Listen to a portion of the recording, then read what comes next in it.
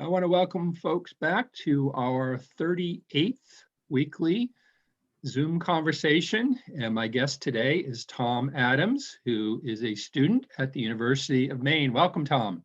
Hey there. How are you? Pretty good. Good. What year are you, Tom? I am a senior. I have to think about it every time.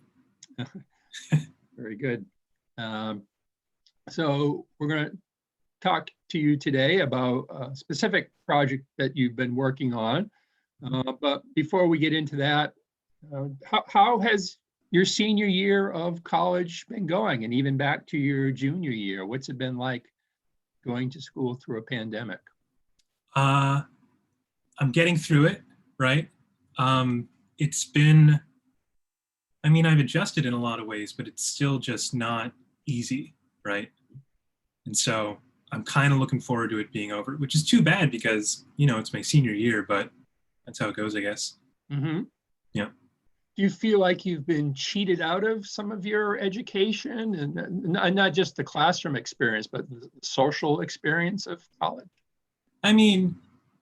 If I was cheated out, it was by, a bat in China.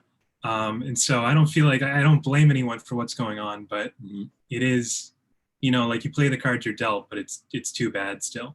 Mm-hmm. And so what has your school experience been? Are you doing hybrid, remote? This semester I'm all remote. And so my entire life is in like this room. I'm in my bedroom in my apartment. And I think I was on campus for one class a week last semester, and it wasn't even like every time. It was Tuesdays from 10 o'clock to 11, and even that was a little weird because it was just so surreal to be on campus with no one there. Mm-hmm. Yeah, and so in some ways I kind of prefer being here because at least I'm like in control of the space, but it's nothing like pre-COVID education. Mm-hmm. Yeah. And where is here? Are you in the UMaine area, or given the fact that everything is remote, could you have just stayed at home? Yeah, no, I'm up in my apartment in Old Town. Okay. Any regrets about that? Would it have life been easier if you had just stayed home? I don't know. Like, that's a good question. I think it was a good choice for me to go up here because it's been really hard in a lot of ways. And like back in the spring and the summer, my roommate got out of Dodge when everything it turned bad. And so I was just like up here, and I hadn't really ever lived alone before, like totally on my own. And so it was one of those moments where it's like, okay, it's time to see what you're worth. Like sink or swim, can you do this? And I think I'm a lot stronger for having gone through it, right? And it showed me like, okay, I can do something like this. Whereas, if I was just home, I had friends, but also I just saw it like in the media and stuff where it's kind of easy to regress back to like being in high school. And I definitely didn't want that. And so I don't regret it. And in some ways I'm almost like kind of nostalgic for back in the spring because it was a real like I was like, it kind of felt like being out in the wilderness, but it was hard. Yeah. You're a senior. What is your major? Secondary education. Okay, we'll be talking more about that. So let's make that transition. The reason I wanted to speak with you is that you are one of the Margaret Chase Smith Public Affairs Scholars. I think you may be the only one for this year. I think I'm the only one. Yeah. Yeah. Usually there's between 1 and 4. It sort of depends on how the stock market investments are doing and how much money is generated by the fund. And I wanted to, well, first of all, just to point out that we're able to interview 2 of the public affairs scholars from last year, Abby Dupre and Cole Butler. Those were episodes 13 and 22, which people can find on our YouTube channel, the MCS Library. So you are our 3rd person. And I wanted to give a little bit of a background. So I'm going to do the share screen about how this came to be. It's called the Margaret Chase Smith Public Affairs Scholarship, named after the woman you see on the left, Margaret Chase Smith. But the funds actually came from Harold Alfond, who started Dexter Shoe and became very successful. In particular, when the company was sold to Berkshire Hathaway, led by Warren Buffett. And Harold Alfond thought very much of Margaret Chase Smith because, in particular, she helped out the company during World War II, enabling it to get the workers that it needed when labor was very short at that time, with so many people being in the military. And so after she retired from Congress, he did several things to support Margaret Chase Smith and honor her legacy, one of which was to give money to the University of Maine to endow these scholarships, these Margaret Chase Smith Public Affairs Scholarship. And public affairs, because Margaret, having served in Congress for over 30 years, was very much interested in public affairs.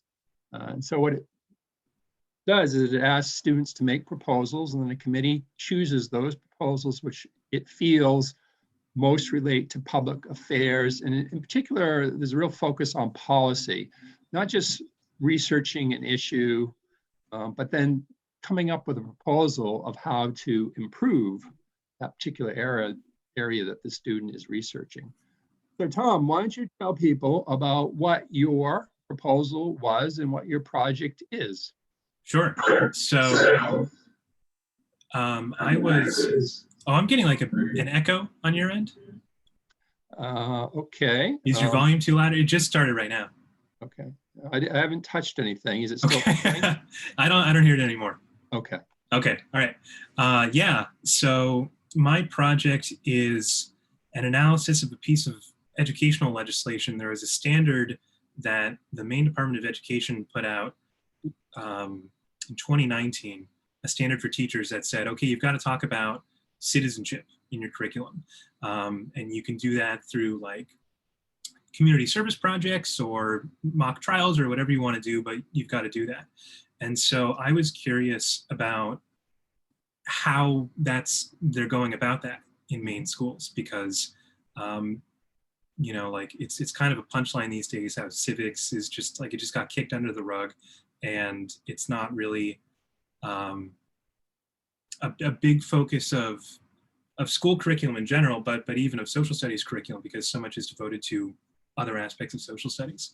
And so my project proposal was to do, it was a little ambitious in retrospect, but to do, you know, like a holistic analysis of how teachers in Maine have went about implementing that kind of citizenship education in response to the policy. And, you know, the types of projects they're doing, as well as the quality of the projects. And so that would, you know, culminate in sending like a report to the Maine DOE and saying, here's what I found, here's what teachers say they need to do these projects more effectively, and take it from there. And so one thing that's hard about pandemic teaching right now is that teachers are so busy that it's hard to, you know, it's hard to get their attention. And so we had sent out, my research advisor and I, Dr. Rebecca Buchanan in the College of Ed, we had sent out this survey to every single middle school social studies teacher in Maine. And by the way, I should have mentioned, this is looking specifically at middle school curriculum, because that's where the standard applied. Do you know how many teachers that was? I think like 460, okay, something like that. And so it's a little embarrassing. Of those 465 people who got the survey, I think 12 responded. And we sent it out several times. We got in contact with Joe Schmidt, the social studies coordinator at the University of Maine, and he works for the Department of Education. And so we didn't really get much of a bite from that. And so from there, and it's understandable, by the way, because I mean, teachers just have so much going on right now that taking time to take, you know, like a 20 to 30 minute survey, just, it doesn't work. So we had to kind of recalibrate from there. And so instead of looking at the state as a whole and trying to figure out statewide trends and what's going on, the situation has kind of forced our hand to look instead at, what are some exemplary service learning projects and citizenship education projects that are happening in middle schools across the state, and what can we learn from looking at those specific projects instead of trying to extrapolate from the data statewide trends. Yep. And so you had this original conception, you had to change on the fly. Where are you right now in the project? So the data collection is twofold. So last semester we sent out the survey, and this semester we're conducting interviews with teachers who responded. And so we're about halfway through that process, and I've got a couple next week, I think. And so we're hoping to get 12 interviews in total. Okay. And I assume you're doing that via technology? Yeah, right on Zoom. Mm-hmm. Yep. And so you've interviewed about half the subjects that you'd like to. Mm-hmm. Are you finding interesting information? Yeah, I'm finding that in general, people aren't really basing their curricula off of the standard. So it kind of calls into question, and it's a good question to ask, like what do standards hope to accomplish in a public school setting? And because there's a few different ways of looking at it, like standards can control teacher behavior, like under the idea that, teachers don't know what they're doing, and so we got to control them.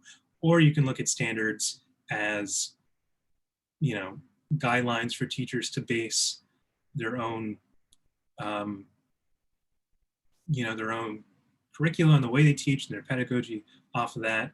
I mean, social studies is kind of, it's kind of a lone duck right now because English language arts and reading are super standardized, and you've got all these tests, the standardized tests, and the same thing with math and with science. And so teachers are really confined in what they can do right now with those subjects. But social studies, there's no standardized test, there's no accountability measures for the standards. And so teachers have the freedom to do really whatever they want. And I think, I have a hypothesis that that makes following the standard to the T a little less of an imperative for social studies teachers. But regardless, there's been some really interesting projects we've seen so far, and a lot of different understandings of, what citizenship means. Because just last week I interviewed one teacher who did like a mock trial, and that's a super classic, civics kind of thing. And so it was a mock trial with the students, and they did some reading and writing in relationship to that, but it was really based in understanding students' role in government by imagining themselves in someone else's shoes. And then right after that, I interviewed a teacher who implemented this food drive with her students. And that was a completely different kind of citizenship, because it was not looking so much at civics and government, but what does it mean for you to be a democratic citizen in a community? And what is your responsibility to your community, and how do you relate to other people, and what can you do to contribute to the public good? And so there's a huge variety in ways people are looking at this, which is kind of exciting. But it also makes it hard for a piece of policy to nail down what teachers should be looking at. Yeah. What our experience has been, and I'm going on my 25th year now at the library, is a huge amount of commitment to community service amongst school groups. We've always been very impressed by that. Sometimes it's in relationship to a specific event like an earthquake or a tsunami, but oftentimes it's these very regularized things like Christmas toy drives or food drives are a very common one, penny drives for different causes. Do you have a sense if the pandemic has largely gotten rid of that? I mean, it's very hard to be out in the community now. I'm encouraged to hear that you did hear about a food drive. Yeah. That was one of the things that really like interested me after we got the study going, because we didn't know like how long distance learning was going to last when I first submitted my proposal, which I think was in March of last year. So like right when this got started. But it's been interesting to see most teachers I've talked to are talking about projects they did last year. And so in the survey, they had the option to talk about ones they did in the previous school year or this one. And most people, especially the service learning ones, are last year. And I don't know what it looks like right now. And I've been curious to see if we find anyone who does do that. I definitely, in everyone I've talked to, they've said like, they have to fundamentally rethink the way they would do a community service project if it was online. I don't think we have any answers for that yet. In the time that I've been here, the majority of school groups that have come because they've done some sort of community service project. And again, it's been quite extraordinary to see the degree to which young people are getting involved in their communities through different groups. So what will be the culmination of this project? So it'll be my undergrad thesis for one thing, but I will also be submitting a report to the Department of Education with, my basic findings, as well as the suggestions teachers have said about what would make it, easier and more effective to implement this curriculum. Will you do some presentation as part of Impact Week? Impact Week, I don't know about that. I am presenting at the UMaine Student Symposium, but I haven't heard about Impact Week. That's part of what's called Impact. So tell people about the Student Symposium. Sure. So the Student Symposium is, it's like a conference that's put on every year that showcases, it used to just be student research, but I think now they include creative work as well, which is pretty cool. And, I don't know too much about it, but I know there's an undergrad component and a grad component, and it's basically a showcase of what kind of work in general is going on at the university.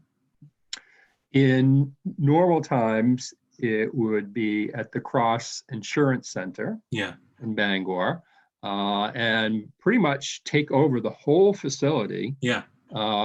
Poster exhibits, oral presentations, panel presentations. It's really quite a display of the work that students have done. And I always enjoy going and having the chance to talk to them about the work that they've done, the ones that I can understand. A lot of the science ones might as well just be written in a foreign language, obtuse. So they did figure out a way of pulling it off virtually last year, and that's the way it'll have to be done this year as well, which loses a lot of that personal contact of being able to talk with the students. It's more of for outsiders, it's more of a listening opportunity than a chance to have an exchange and learn more from the students themselves.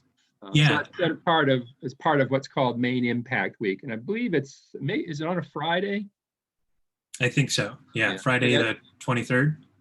I was going to say it's in April, right? Next month. Oh, I think, yes. Yeah, it is. It's only a month away. You ready? I'll be ready. Now, it's funny.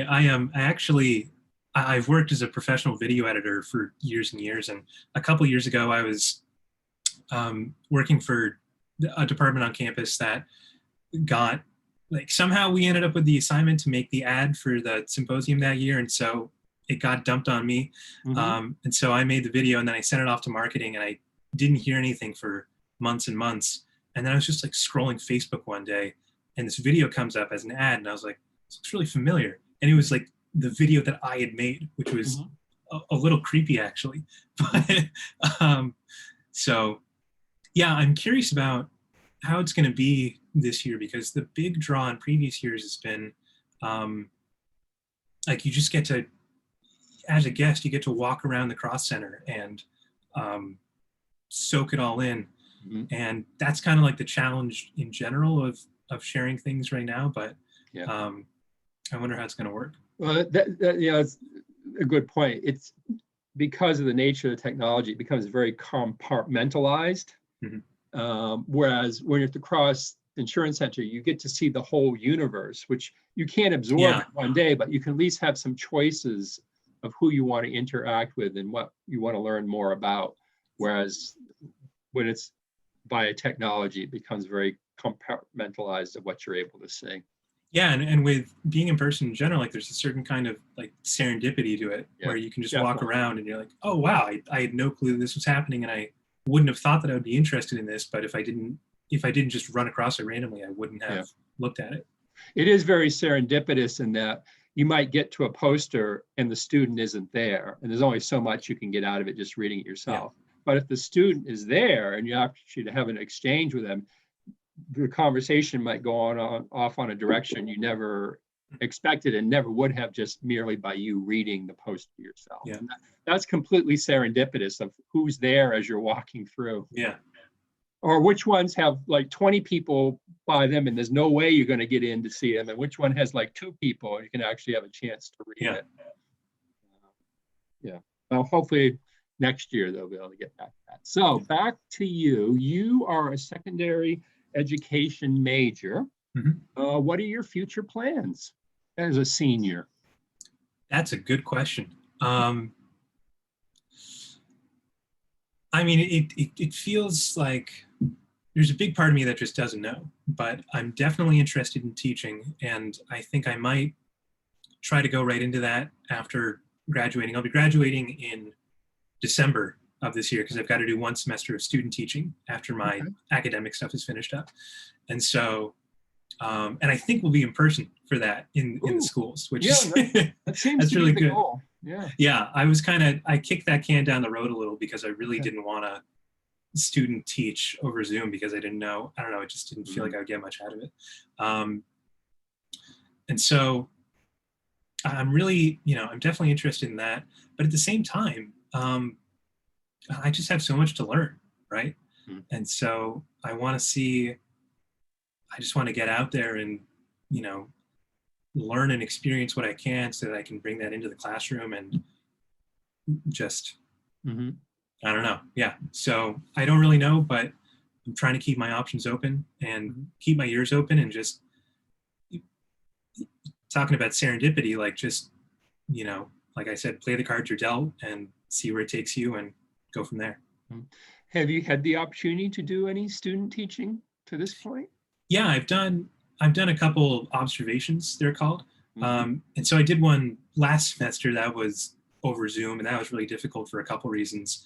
Not the least of which because the Wi-Fi connection in the school kept getting, sort of like, it was really hard to pick up on what was going on because the students were in person and they were all using their computers, and the teacher was there, and so I was there over Wi-Fi, and the bandwidth was so strained that it was hard to really make anything out.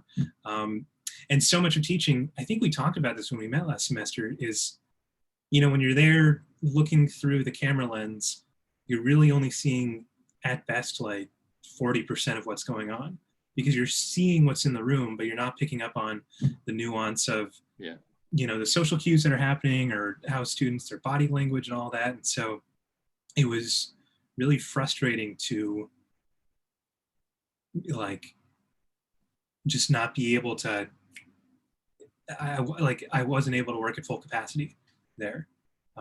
So I have so much respect for the teachers who are doing it right now and who just had to like kind of figure out on the fly what they were going to do back in spring of last year, because it's not easy.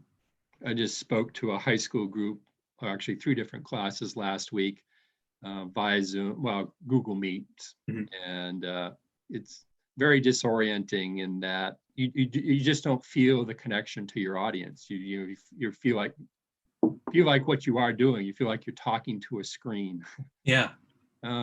Which, this is a little different because I can focus on you, but when it's in this hybrid setting where half the kids are in the class and half the kids are at home, you just don't feel like you're connecting with anybody. Right. And the big thing is like, education is not like the act of saying information and then the students just like, they open up their brains and you dump it in there. It's like a collaboration. where you build knowledge together and you work off of each other's insights and observations and questions and things like that. And so that chemistry is, boy, I'm yet to see it work in a non-physical space. And I'm sure there's a way to make it work. And I think about it a lot because this stuff is interesting to me, but we're not there yet. Like it doesn't work.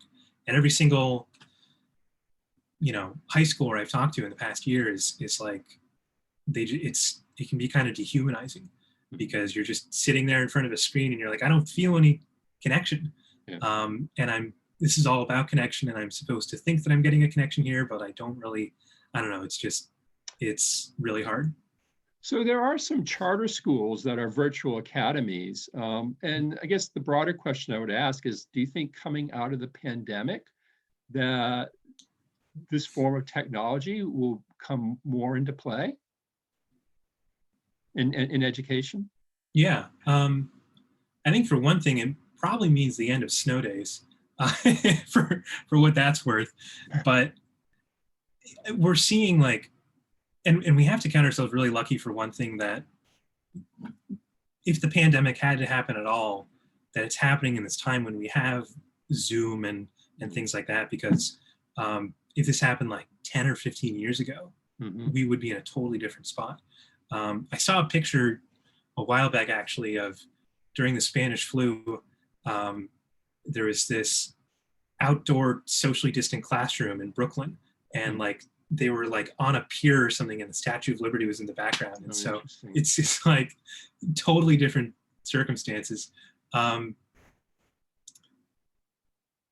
think the good thing about what's happening right now is that we're figuring out everything that doesn't work about this format, which can be useful, right? But there's a lot of growing pains, because what we did in the beginning, or I got the sense that we did, and my mom's a middle school principal, and so I got to learn a lot about how this process has gone on, is like, take in-person education, public school education, the format we know, and shove it into a Zoom screen. And like, the format doesn't really work for that. And so there are aspects of digital media that are really like, just like beautiful for education, and there's a lot of promise and hope in there, but we're also seeing that the way that we do school right now isn't really suited for this medium. And so I think one of the things that's really encouraging to me is how much power students can have in digital media, because it gives them more tools for expression and exploration and being part of the classroom that they don't necessarily have if they're just sitting in a desk writing on a piece of paper. But school has to like find ways to meet that instead of just having them sit in front of the screen over Zoom. I don't mean to say that's the only thing that's happening in school, but it's a big part of it. And so I guess that's a long way of answering your question, but the big things for me are that, we're learning that really anything is possible with digital education, but we just haven't figured out really how to implement it yet. Do you know where you will be student teaching in the fall? Hopefully in Old Town or Orono. Okay. Why did you, why social studies? Oh yeah, that's a good question. There's sort of method to the madness in that a couple of weeks ago, I interviewed a political science professor at the University of Maine, Farmington, Jim Melcher, and I asked him, why political science? And he had a very interesting answer. So it made me think about when I was talking to the high school students, it was for a career day. So I had to tell them why I decided to become a historian. So I'm interested in how people get interested in what they're interested in. Yeah. I think that, for me, like, I'm not necessarily a content guy. Like I like American history, I like government and all that. And you see, especially in secondary teachers, like they love the content. That's sort of a common theme among them. But the thing that really drew me to social studies is that more than maybe any other subject that you learn in school, like it's about you, the student. And it's, quite literally like the story of how your life came to be and how history influences you. And, like in the context of my research, like, what does it mean to be a citizen? Why should you care about the three branches of government or whatever? And so what's so interesting to me is that, if the point of education, and I'm a big John Dewey fan, and John Dewey talks a lot about this, like if the point of education is to illuminate your own life and to help students understand who they are in relation to the world and to themselves and how they can contribute to society. Social studies is like the most direct way to get there. I'm sure there might be a way to get there with like math or science, maybe. But with social studies, there's a very direct connection to why the material is relevant to the students and how they can use it in their lives. And so I've always been really interested in that. And I think that's the main reason. But I'm curious, do you recognize any of that in being a historian? Like, why did you choose to go into that? Because I felt as I was growing up, and this goes back to like being 6 years old, and I can remember seeing historical events that young. The assassination of Robert Kennedy, the assassination of Martin Luther King. It was the funerals, seeing those on television. The Vietnam War, seeing that on television every night on the news. Space program, Watergate. And again, I just had a feeling like I was living through very historic times. So, and same for Jim Melcher. It went back to growing up from a very young age, just being fascinated. For him, it was the presidents. He was fascinated with the presidents. You remember his family giving him books about the presidents. Yeah. It goes back to those very young formative experiences, quite often shape our interests and the careers that we choose. So is there anything in particular that brought you to being a historian versus like being, going into journalism or something like that?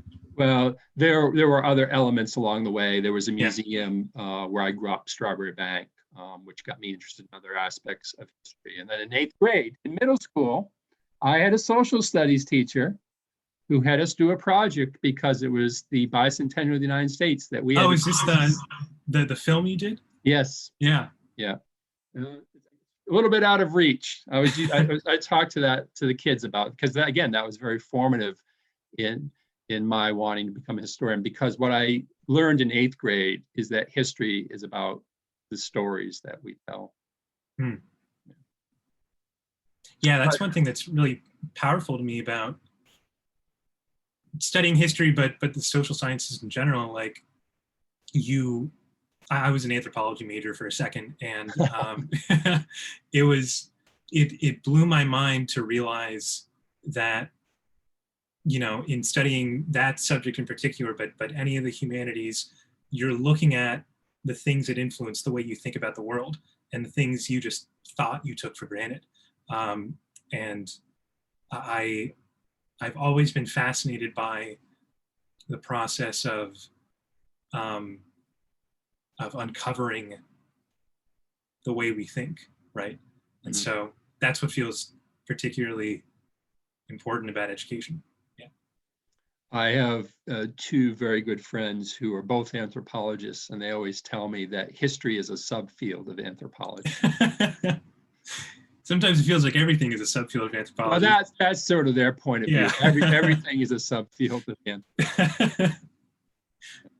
But you've just sort of made the light bulb go on for me. You want to be a middle school social studies teacher, and in many ways it was my 8th grade social studies teacher, Mrs. Fortier, who got me thinking about wanting to be a historian, someone who tells stories about the past through this movie that we made in 8th grade. Yeah, and you touched on something there that was also really important about how you have these formative moments when you're young. And it's interesting, like when you hear people talk about their lives and who they are, like most of that comes back to their childhood, because that's when like our brains are being made. And so education can be a really positive force or a really negative force in us figuring out our identities. And it's the responsibility of teachers to, get in there and provide the tools for students to understand themselves to the best of their ability. Well, when you say you're going to be a history major in college, that alarms people because what in the world are you going to do with a history major? And so when I was in school in the 1980s, that meant one of two things. Either A, you were going to law school, which I had no interest in, or B, that you were going to become a history/social studies teacher, which I thought about. That was one route that I did pursue. But I remember having these conversations because then if you're going to be a teacher, then you have to decide, okay, at what level do I want to teach? And I remember having these conversations with my classmates and asking them, I had a predetermined answer in my mind, but I wanted to confirm it with other people. And I asked them, who were the more influential teachers in your life? High school teachers or middle school teachers? And almost everyone affirmed what I believed, it was the middle school teachers. It's a very critical phase in our development, those middle school years, those somewhat awkward years, but a lot of what our identity is going to become as adults is shaped in those middle school years. Why did you use secondary education? What grades does that encompass? I believe it's 6 to 12. It might be 7 to 12, but I think it's 6 to 12. And do you have strong feelings about middle school versus high school, or what grades you'd actually like to teach? Yeah. When I first got it in my mind to be a teacher, I just assumed I would teach high school because I think I was in high school at the time. And when you're in high school, the only thing you think is important in the world is high schoolers, right? But over time, I gravitated toward middle school, honestly, partly because, high schoolers are so angsty in general. And so I want to take some time away from that. But it's exactly what you said, and part of it is I don't think any of us do have an easy time in middle school, but for me, it was especially tough. And it was, kind of a miracle that I got out of there. But it's like this like crucible in which students' identities are forming, and it's a lot of energy, and in some ways I'm kind of drawn to the chaos of it, because in high school students, and I don't want to paint in broad strokes, but it's a lot harder to get new ideas across to high schoolers, right? Because there's so much going on and they generally think they know exactly what the world is. But when you're in middle school, everything is changing, right? And you're just trying to stay afloat. And so in some sense, I'm really drawn to the possibilities in that, but I also just empathize with middle schoolers because being 12 years old is like one of the hardest things you're ever going to do. And like I said a moment ago, schools can be such a negative influence on the way we understand ourselves. And if you can get in there and be a small beacon of light, and if you can prove to students in some tiny way that, they do, to follow what they're interested in and to believe in their observations about the world. I don't know. It's like, it feels like important work to do, right? Mm-hmm. Yeah. Well, that is a very lofty note to conclude on. And I thank you for sharing your insights on education. Yeah. And I wish you well with your project. I think one of the things we've learned over the past election cycle is that citizenship is very important. Yeah. And we as a nation have a lot to work still to do on that. And I wish you well as your time at the University of Maine begins to wind down. And hopefully you will embark on a very successful career in education. So thank you for taking the time to share your thoughts with us today. Yeah, thanks so much, David. All right. Take care. Goodbye.